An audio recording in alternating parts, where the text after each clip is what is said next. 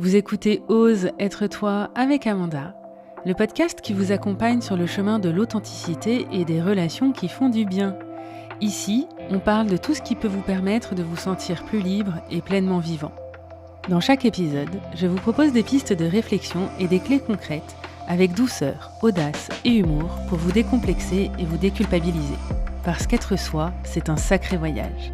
Si ce podcast vous plaît, n'hésitez pas à le partager à quelqu'un qui en aurait besoin et à qui ça pourrait faire du bien, à le liker et à laisser un commentaire, parce que c'est grâce à vous s'il continue d'exister, de grandir et d'inspirer d'autres personnes. Allez, c'est parti. Bonne écoute. Bonjour à toutes et à tous, j'espère que vous allez bien et que vous vous préparez pour la rentrée qui approche à grands pas. La rentrée, c'est un moment, une période que j'aime bien, parce qu'on retrouve nos habitudes, on retrouve des activités qu'on aime bien. Et puis c'est aussi un temps fort pour impulser de nouvelles choses, pour impulser un mouvement, des activités différentes, changer un peu notre routine, mettre des choses à jour dans ce qui ne nous allait plus pour aller vers ce qui nous va mieux. Voilà, donc j'aime beaucoup cette énergie-là. Et aujourd'hui, comme je vous l'avais annoncé dans le dernier épisode de podcast sur le changement de posture, je vais parler des conversations difficiles ou de pouvoir exprimer les choses avec authenticité quand on n'est pas d'accord, ou de pouvoir exprimer un besoin, en tout cas quelque chose qui n'est pas facile à dire dans la relation, et ça vaut pour toutes les relations, même si je vous donne souvent beaucoup d'exemples sur le couple parce que je trouve ça très parlant et qu'il est souvent bien plus facile d'exporter ces exemples-là après aux relations familiales, professionnelles, amicales, plutôt que l'inverse, parce que le couple, c'est vraiment l'endroit privilégié, l'endroit d'intimité où tout se complique, où tout parfois s'embrouille, se confusionne, parce que on est vraiment dans ce qu'il y a de plus émotionnel chez nous, de ce qu'il y a de plus affectif, qui touche vraiment à notre essence. Donc voilà, prenez ce que je vous dis de manière plus générale et je vais faire des ponts entre différentes situations. Et alors la première chose que je voudrais vous partager, c'est que parler, être dans sa vérité, parler avec authenticité et en restant dans l'amour, c'est très difficile. C'est vraiment pas évident. Donc, la première des choses, c'est de se donner, comme toujours, comme ce que je vous dis toujours, de l'indulgence et de la patience. C'est traiter les choses avec exigence, indulgence et patience. Parce que c'est dur.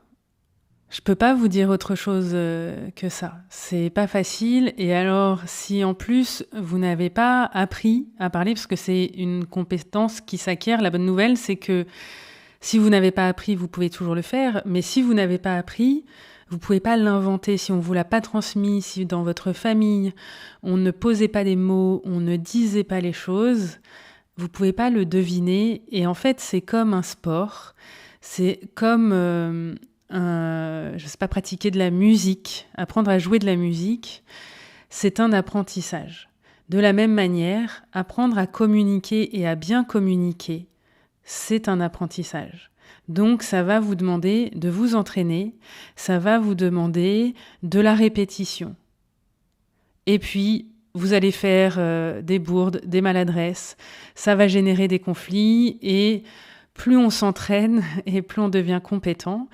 Et là où c'est, encore plus acrobatique que lorsqu'on apprend à jouer d'un instrument de musique, c'est que dans la communication, vous êtes au moins 2 personnes.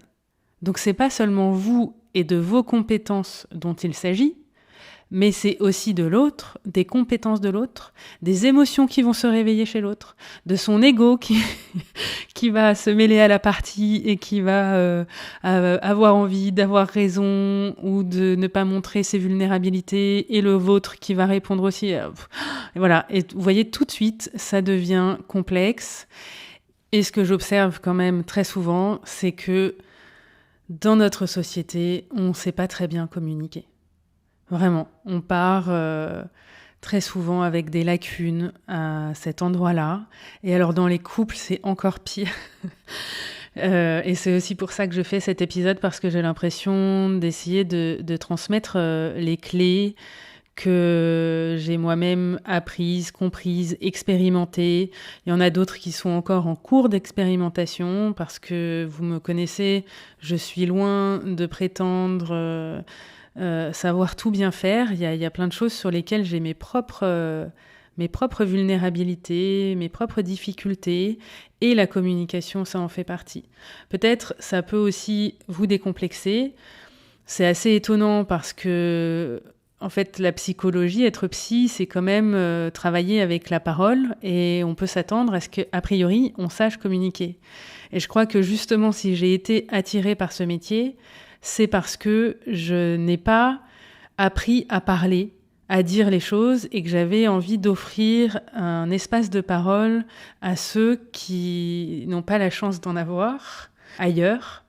Mais je partais de très loin, puisque je n'ai pas appris à communiquer, et je me suis aperçue en cours de route que j'avais besoin d'apprendre, et j'ai vraiment concentré beaucoup d'énergie, et c'est toujours le cas, c'est toujours d'actualité, et je fais beaucoup d'efforts pour mieux communiquer, et de mieux en mieux, mais je fais toujours des impairs, il y a toujours des moments où ça se crispe, ça se cristallise, et en même temps ça me permet de réajuster par la suite pour que ça se passe de mieux en mieux. Et quand même, ce que j'observe, c'est que ça se passe de mieux en mieux, et que je suis plus sur les mêmes niveaux de communication.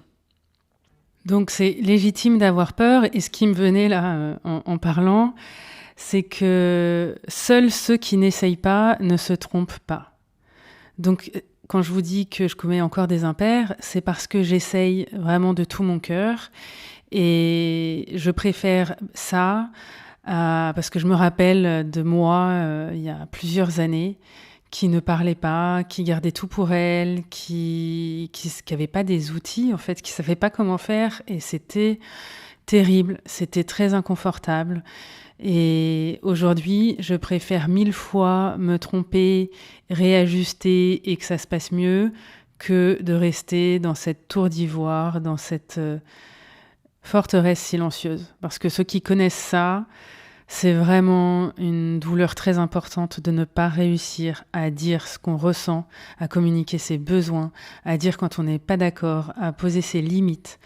C'est terrible de ne pas pouvoir le verbaliser, l'énoncer, et ça génère vraiment beaucoup de souffrance. Donc mon travail aujourd'hui, c'est d'accompagner celles et ceux qui ont envie de sortir de là. D'ailleurs, au passage, il y a un roman qui m'a vraiment marqué dans ma vie, qui s'appelle Le domaine des murmures, de Carole Martinez. Voilà. Si vous avez envie d'une bonne lecture, c'est un livre absolument génial. Donc, communiquer, ça peut faire peur, et à juste titre. Partant de là, qu'est-ce qui justement peut vous aider quand vous devez dire les choses? La première chose, c'est d'identifier, je vous ai dit que ça faisait peur, mais c'est d'identifier votre peur. Alors je peux citer ici les peurs les plus fréquentes. Ça va être la peur de la réaction de l'autre, la colère, les représailles, la séparation, ou le silence de l'autre si l'autre est dans quelque chose de toxique et met en place un silence punitif. Ensuite, on peut avoir la peur de blesser, de faire mal à l'autre en disant ce qu'on ressent, en posant une limite. On peut douter de sa propre légitimité à exprimer un désaccord, c'est-à-dire qui suis-je pour dire que ça me va pas, ou qui suis-je pour dire que ce que je ressens, ou est-ce que ce que je ressens est légitime. Ça, je l'entends souvent. Et puis évidemment, il y a tous nos bagages émotionnels. Est-ce que nos parents ont été en conflit? Qu'est-ce qu'on nous a transmis dans l'éducation? Quel type d'attachement on a construit? Est-ce qu'on est plutôt dans un attachement évitant, par exemple, et donc dans ce cas-là, ça va être difficile de nommer les choses? Est-ce qu'on est enfermé dans la honte et la honte, c'est un mécanisme de silenciation. Donc, plus on a honte et moins on parle. Voilà, donc il va y avoir tout ça. Et je vous invite à essayer, que ce soit seul ou de manière accompagnée, d'identifier ce qui peut générer la difficulté à parler. Ce que je peux vous dire ici, c'est que, en effet, ça risque de provoquer une réaction chez l'autre personne. Ça peut même blesser l'autre. Et très souvent, c'est nécessaire. C'est-à-dire qu'on ne peut pas faire l'économie quand on a vraiment quelque chose à exprimer. On ne peut pas faire l'économie de générer une réaction ou de blesser l'autre en étant ce que nous sommes de manière authentique, en manifestant des besoins ou des limites. Si l'autre n'entend pas ce que je dis, ne respecte pas mes limites, outrepasse ses droits et mon consentement, eh bien, il y a un moment où c'est légitime d'être très ferme, voire de se fâcher, quitte à le blesser. Parce que si vous n'êtes pas entendu, considéré, si l'autre maintient une forme de déni, il y a quelque chose qui ne va pas. Donc, ça va être petit à petit de pouvoir concevoir, de blesser les autres, si le simple fait d'exister blesse quelqu'un. Et c'est pas toujours facile quand c'est quelqu'un que vous aimez et que le fait, je sais pas, par exemple, si vous êtes en couple et que vous avez besoin d'être seul, de passer un moment seul pour vous retrouver parce que vous êtes en train de traverser quelque chose de pas facile et que vous exprimez ça à l'autre et que l'autre ne comprend pas et se met en colère ou alors se victimise ou vous dit que vous lui faites mal parce que vous le rejetez, etc. Une autre personne à côté va tout à fait l'accepter et va vous dire « Ok, je comprends, prends le temps nécessaire, c'est pas facile pour moi, ou alors c'est tout à fait ok. En tout cas, prends le temps dont tu as besoin et reviens vers moi quand ce sera possible. » Ça, vous pouvez pas prévoir parce que tout simplement, vous n'êtes pas responsable de ce que l'autre ressent ou comment l'autre réagit à ce que vous dites, à ce que vous faites, à ce que vous êtes. Ça appartient à l'autre et parfois, ça va décevoir et je crois que c'est accepté de pouvoir décevoir. Et il y a un mantra que j'adore qui dit « Ce n'est pas parce que je te déçois que je suis décevante ». Voilà, je pose ça là. Ensuite, il y a quelque chose que je voudrais vraiment dire avec beaucoup de conviction ici, c'est que ce que vous ressentez, c'est légitime à partir du moment où vous le ressentez. Et vous avez le droit de le dire tant que c'est dans le respect de l'autre, de la relation, de vous-même, tant que vous ne rentrez pas dans le fait d'imposer à l'autre. Et d'ailleurs, je peux vous donner ici la différence entre le fait de s'affirmer et de s'imposer. Parce que très souvent, les gens qui ont du mal à poser leurs limites me disent « mais j'ai du mal à m'imposer ». Non, surtout ne vous imposez pas, affirmez-vous. Affirmer, c'est défendre son territoire. S'imposer, c'est aller dicter quelque chose sur le territoire de l'autre. Donc, vous êtes légitime sur votre territoire, dans votre intériorité, dans votre maison, dans votre espace psychique, dans votre corps. Affirmez-vous, c'est votre espace à vous et vous êtes légitime. S'il y a quelque chose qui vous met mal à l'aise, vous n'avez pas à expliquer, à justifier pourquoi. Ça vous met mal à l'aise, point. Après, si c'est quelqu'un avec qui vous avez envie de communiquer, c'est bien d'expliquer, mais vous n'avez pas à vous en justifier. Et alors, je vous disais aussi que notre manière de communiquer, elle est empreinte de ce qu'on a reçu, de la manière dont on a été éduqué, conditionné, etc. Et bon, ici, c'est tellement vaste comme sujet et tellement individuel que si vraiment vous êtes en difficulté, je vous invite à vous faire accompagner ou à aller lire des choses, écouter des choses plus spécifiques. Mais ce que je voudrais vous partager ici, c'est que très souvent, quand on essaye à tout prix d'éviter de reproduire un schéma, par exemple, je ne veux pas faire comme mes parents, on va finir par provoquer ce qu'on tient à tout prix à éviter. Et ça va être encore pire parce que ça va me coûter très cher de vouloir éviter ce schéma à tout prix. Et en plus de ça, ça va le provoquer. Si je vous prends un exemple, c'est je veux pas dire que ça me convient pas, je veux pas rentrer en conflit parce que mes parents étaient sans cesse en train de se disputer. Donc je vais garder pour moi, j'accumule et donc au lieu de régler les choses au fur et à mesure et jusqu'au moment où j'explose et je fais exactement comme mes parents. Donc non seulement j'arrive au point de faire comme eux, voire parfois pire qu'eux, et en plus, ça m'aura coûté de prendre sur moi. Et c'est parfois, c'est un coût qui vous revient très cher parce que de vous oublier dans la relation, ça vous fait vraiment pas du bien. Et ça fait pas de bien à la relation non plus d'ailleurs. Donc à retenir, c'est plus vous essayez d'éviter quelque chose, plus ça risque de le provoquer. Et l'idée, c'est de ni faire comme, ni faire contre, mais de trouver votre voie à vous de manière indépendante et de pouvoir accepter par moment de faire comme eux, et puis il y a d'autres moments de faire différemment. Et là, vous sortez de la prison et de la répétition. Donc ça fait lien. Maintenant, je voudrais qu'on parle des erreurs les plus fréquentes. Je vous parlais à l'instant d'accumulation et puis ça finit par exploser. Ça, c'est vraiment une erreur très fréquente. C'est-à-dire que je ne dis pas les choses, j'accepte, je pense que ça va pouvoir le faire et je prends sur moi. Et en fait, ça fait comme la cocotte minute et au bout d'un moment, ça finit soit par exploser, soit par imploser. En tout cas, ça fait beaucoup de mal à la relation. Ça mène souvent à la séparation parce que quand j'ai rien dit pendant des années, il y a un moment où je finis par ne plus en pouvoir et par me fâcher. Et ça vaut pareil dans toutes les relations, que ce soit avec vos parents, avec un collaborateur, dans votre couple, avec vos enfants, peu importe. Mais il est important de dire les choses au fur et à mesure pour pas que ça s'accumule. Et c'est pas parce qu'on met les choses... J'avais une amie qui m'avait dit cette phrase. C'est pas parce qu'on cache le caca sous le tapis que ça arrête de sentir mauvais. C'est simplement qu'on le voit plus, mais ça n'a pas disparu. C'est pareil en termes relationnels. Tout ce qui s'accumule et que vous mettez sous le tapis, ça disparaît pas et ça risque de ressurgir plus tard et de manière assez violente.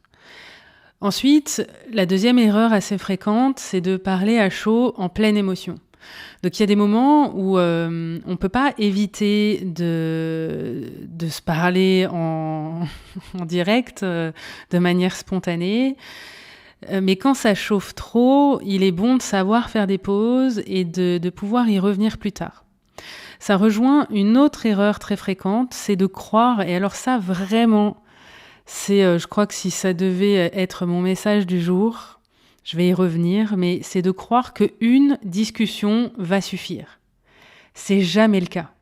Très souvent, les mêmes sujets vont revenir et vont être abordés, mais ce sera pas tout à fait de la même manière, ou alors c'est que la relation est toxique et qu'on tourne en boucle ensemble.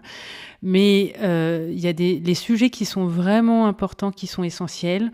On va les remettre régulièrement à l'ouvrage, on va les réinterroger, on va tourner, c'est un peu comme un Rubik's Cube qu'on tournerait dans différents sens et où on verrait des choses apparaître qu'on n'avait pas vues, voilà. Donc ça, c'est accepter qu'une discussion n'y suffit pas, il va falloir de la répétition, il va falloir se redire les choses, en parler à nouveau, parce que quand on se parle, l'autre repart avec des informations qu'il n'avait pas forcément vues. Il a besoin de laisser infuser ce que ça lui fait, ce que il va élaborer, il va réfléchir à ça. Moi, je vais faire la même chose et nous allons nous retrouver et revenir avec notre sujet et pouvoir l'aborder de manière un peu différente. Donc, il y a une idée reçue qui serait qu'une relation, et ça, je sais pas dans quel livre universel on peut trouver ça, mais qu'une relation doit être facile et doit être fluide. Ça n'est pas vrai. Vraiment, ça, c'est une illusion qui fait beaucoup de mal aux relations. Une relation, c'est difficile, c'est ardu, c'est laborieux, ça demande des efforts, ça demande du temps, de l'investissement, de l'énergie, de répéter les choses. Et on avance ensemble. Ça ne veut pas dire que ce soit conflictuel tout le temps, mais moins on va avoir envie d'avoir des conversations délicates et difficiles, et plus ça va se cristalliser et ça risque de se conflictualiser. Donc, c'est accepter que ces discussions difficiles, elles fassent intégralement partie de vos relations et que ça va demander d'y revenir régulièrement. Et puis, c'est aussi voir que on a des sujets qui font c'est comme des aires, des ERE, c'est comme des périodes temporelles. Et donc, on va questionner ce sujet dans tous les sens. Et puis, une fois qu'il est réglé, c'est un autre sujet qui va apparaître. Et ainsi de suite. Et on avance comme ça. Voilà. Et enfin, la dernière erreur, c'est de penser pour l'autre, d'interpréter ou d'accuser, de reprocher. Et on appelle ça le tu qui tue. C'est quand on est en train de parler tu au lieu de je. Je ressens ça, j'ai besoin de ça. Et on va être dans le reproche. Alors, ça peut être intéressant de décrire le comportement de l'autre. Et ça va demander d'être vraiment attentive ou attentif sur le fait d'essayer d'être le plus factuel possible et de dire ce que ça vous fait ou ce que ça vous fait penser et de pas... parce qu'une interprétation, c'est attribuer à l'autre quelque chose qu'on pense soi. Et il n'y a pas d'autre possibilité. C'est-à-dire que tu as fait ça parce que. Et on pose une interprétation, on n'est plus dans du factuel. Donc c'est tu as fait ça, et moi quand tu fais ça, voilà ce que ça me fait, voilà ce que ça me laisse penser. Est-ce que c'est ça? D'aller vérifier. Et je fais la jonction parce que je vais vous donner des clés. Quand vous devez avoir une discussion, c'est de ne pas plaquer votre interprétation, mais d'être dans une forme de curiosité et d'essayer de questionner ce que ça fait à l'autre, ce que l'autre voulait dire, ce que l'autre voulait faire, ce que l'autre ressent. Ça aide vraiment à co-construire la discussion et à pas enfermer l'autre dans une vision, et c'est souvent même caricatural. Et ça, c'est très douloureux, c'est très pénible quand l'autre pense pour nous. Donc par exemple, je vais pas faire ça parce qu'il va réagir de telle manière, mais souvent, en fait, on n'en sait rien et probablement l'autre personne aurait réagi différemment.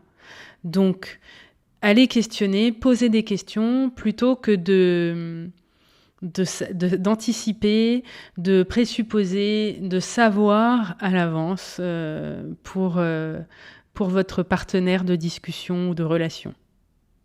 Et ça demande un vrai effort parce que ça demande d'accepter que la personne en face de vous, elle ait un point de vue différent, elle ait aussi des blessures, des émotions, des filtres, des choses qui biaisent sa perception.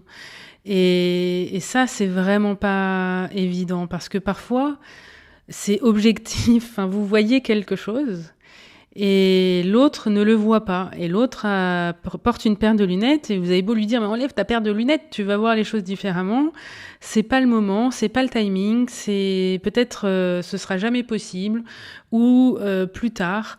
Et ça nécessite parfois d'accepter que l'autre n'est pas la même version, n'est pas la même vision que la vôtre. Et ça, je vous parle en connaissance de cause, ça c'est vraiment quelque chose qui m'est très difficile. J'ai commencé à vous en parler dans le dernier épisode sur mon changement de posture. Il y a encore des moments où ça revient et où j'ai envie de montrer, où je rentre dans une forme de contrôle pour dire mais regarde ce qui se passe. C'est pas possible que tu vois pas ça tellement c'est énorme, mais parfois c'est tellement énorme que ce serait trop violent de le voir d'un coup et donc l'autre est pas prêt. Et au passage, il y a plein de choses que moi on me dit mais regarde, ça se voit comme le nez au milieu de la figure et moi je l'avais pas vu, j'avais mes œillères, j'avais mes émotions qui m'embrouillaient les pensées et puis jusqu'au jour où je suis apte à voir les choses apparaître telles qu'elles sont parce que c'est le moment pour moi et alors on peut en discuter. De manière très factuelle, ce qui peut vous aider pour avoir des discussions délicates, difficiles, voire douloureuses, c'est d'abord de vous préparer, de clarifier les choses. Ça peut même passer par prendre des notes, d'écrire ce que vous ressentez, ce que vous avez besoin de dire, les points importants. Et vraiment, je vous encourage à même le dire à voix haute parce que ça vous habitue à vous entendre énoncer des choses qui sont pas faciles à dire. Et donc, en situation, ce sera plus facile de les dire. Parce que il y aura eu un entraînement, vous vous serez déjà entendu en train de le dire et ça sonnera un peu moins bizarrement, si je peux dire, ou ça sera plus familier. Voilà. Une fois que c'est clair pour vous, je vous invite à choisir votre moment. Autant que faire se peut, un moment de calme, qui n'est pas un moment d'agitation, qui n'est pas juste après une prise de bec ou un moment de stress, par exemple au travail, de choisir un moment où c'est vous êtes plutôt intérieurement détendu, même si c'est très inconfortable d'avoir une discussion. Hein. Encore une fois, je crois que c'est un leurre d'espérer que vous allez pouvoir avoir une discussion sans que ce soit inconfortable. Ça passe par l'inconfort et après, ça devient de moins en moins inconfortable. Mais au départ, c'est vraiment pas agréable, ça met mal à l'aise, ça donne chaud, on n'est pas bien, ça retourne le ventre, ça peut même donner mal à la tête. Enfin, il y a une somatisation qui est possible et c'est de pouvoir traverser ça et d'y aller avec tous ces symptômes-là, d'avoir la discussion et puis petit à petit, votre corps se rend compte qu'il n'est pas en mode survie, que ça va aller, que vous allez vous en sortir, vous n'allez pas mourir sur place et donc ça va devenir plus familier et moins désagréable, voire à peu près confortable. Voilà. Donc choisir votre moment pour que ce soit propice à l'échange et essayer de faire en sorte quand même que l'autre soit plutôt disponible. S'il est en train de regarder dans son téléphone portable ou d'envoyer un message important, c'est peut-être pas le moment de lancer le sujet.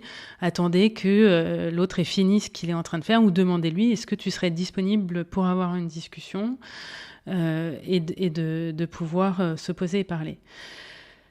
Quand c'est possible dans les couples, je conseille vraiment d'essayer de garder un contact physique, c'est-à-dire de vous tenir la main ou d'avoir une main sur la jambe de l'autre, d'être en contact, parce que vos corps ont leur propre langage. Et pendant que vous êtes en train d'être en conflit verbalement, vos corps, ils sont pas forcément sur les mêmes plans et eux, ils sont OK pour rester en lien, pour rester dans quelque chose de l'ordre de la tendresse, de l'amour, et on peut se dire les choses en restant ensemble. À ce titre, c'est important de voir que vous êtes une équipe. Vous œuvrez ensemble pour la relation.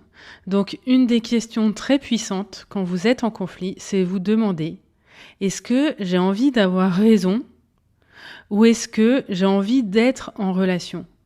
Mon ego, il va toujours avoir envie d'avoir raison.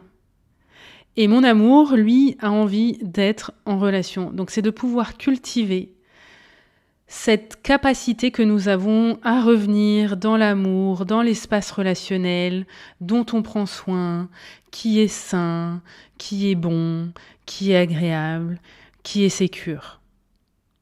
Pour terminer, d'apprendre à parler et à communiquer, c'est vraiment une aventure incroyable.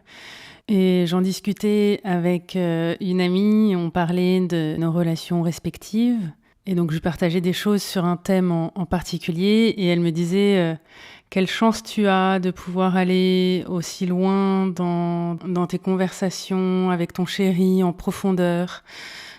Parce que on va explorer des sujets ensemble. Alors il y a des moments où ça se crispe. C'est encore une fois, c'est de l'expérience et on acquiert tous les deux ensemble des compétences. Mais il y a plein de fois où ça achoppe, où on n'y arrive pas, on n'arrive plus à communiquer. Alors on fait une pause et puis on y revient plus tard. Mais c'est vraiment magnifique quand on peut arriver à cette qualité d'échange-là. Et alors, il y a deux choses avant de vous laisser. Je voulais vous proposer de vous poser cette question, c'est pourquoi je mettrai des efforts et mon investissement pour communiquer dans la relation. Qu'est-ce que ça peut m'apporter? Parce que dans les moments de difficulté, il est bon de revenir au pourquoi je le fais et de vous l'écrire quelque part, une note dans votre téléphone. Pourquoi c'est si important de communiquer ce que je ressens, ce dont j'ai besoin, mes limites, et vous allez pouvoir y revenir. Et la deuxième chose, c'est vous amener à considérer qu'il est nécessaire de créer les conditions pour que, je vous disais de choisir votre moment et choisir le moment de l'autre, mais pour que les conditions pour que ce soit plus facile de communiquer. Et donc c'est aussi de proposer à l'autre une ouverture, un accueil de ce qu'il dit pour qu'il ait envie de vous parler. Et ça va vraiment être exigeant. Et encore une fois, on rentre dans l'éthique relationnelle. C'est qu'est-ce que j'ai envie d'apporter comme espace de parole à l'autre? Est-ce que j'ai envie de savoir pour l'autre? Est-ce que j'ai envie de l'accuser à tort et à travers? Ou est-ce que j'ai envie d'élever le débat, de partager ce que je ressens et puis que on élabore les choses ensemble, d'écouter, de l'interroger, d'avoir de la curiosité pour son fonctionnement, comment il pense et comment je peux lui dire les choses pour que mon message soit reçu, parce que je sais que si je lui dis de cette manière-là, ça va le faire bondir en l'air, donc c'est peut-être pas la bonne idée. En revanche, comme je soigne mon message, je vais lui dire d'une autre manière pour être entendu. Voilà, et ça demande beaucoup d'efforts, c'est exigeant et en même temps, vraiment, ça vaut la peine. Donc je vous encourage de tout cœur à pouvoir apprendre de mieux en mieux à communiquer. Et pour conclure, j'aimerais vous laisser avec 2 citations pour le prix d'une. Donc la première, c'est de Stephen Covey, qui a notamment écrit les 7 habitudes des gens qui réussissent tout ce qu'ils entreprennent. Et il nous dit « Le plus grand problème dans la communication, c'est qu'on n'écoute pas pour comprendre, on écoute pour répondre. » Et puis la deuxième citation que j'aime énormément, qui est de Bernard Werber et qui dit « Entre ce que je pense, ce que je veux dire, ce que je crois dire, ce que je dis et ce que tu veux entendre, ce que tu entends, ce que tu crois comprendre, ce que tu comprends, il y a 10 possibilités qu'on ait des difficultés à communiquer. » Voilà, c'est tout pour moi. Je vous souhaite beaucoup de conversations, faites des expériences, faites vivre vos relations, c'est tout ce que je vous souhaite et je vous dis à très vite.